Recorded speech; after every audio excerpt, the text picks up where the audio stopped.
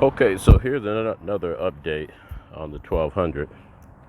I ended up purchasing some parts for it because it's having some starting issues now, and I've been putting some new parts on it before I take it into the dealer. They're gonna put some new lifters in the motor, but I purchased a new ignition coil. This one's a chrome one, and also with a new voltage regulator on it, which is chrome also. Not to mention the new carb, which still has to be jetted correctly, and I done putting the see-through fuel filter on there, and I put some LEDs in it. Of course, it's going to look pretty nice at light, and also did the same thing for the fuel gauge for the gas tank. And of course, I did the same thing for the oil pressure gauge. It has its own LED now, and finished turning new copper fittings for this tank. It's actually the breather for the crankcase. It's a new crankcase breather, and got some copper and aluminum lines that I twisted up. I think this is probably a better view of it.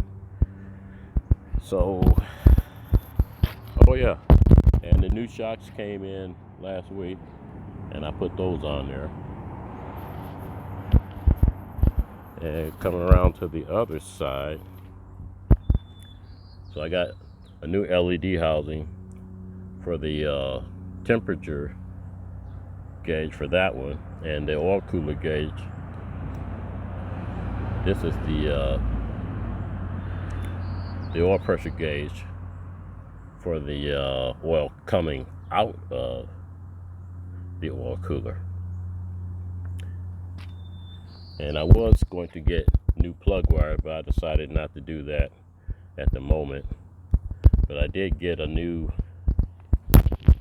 fuel petcock, a nice chrome plated one. So that one looking pretty nice, but it still won't start. And the only thing that I haven't replaced is the ignition module, which is behind that plate right there.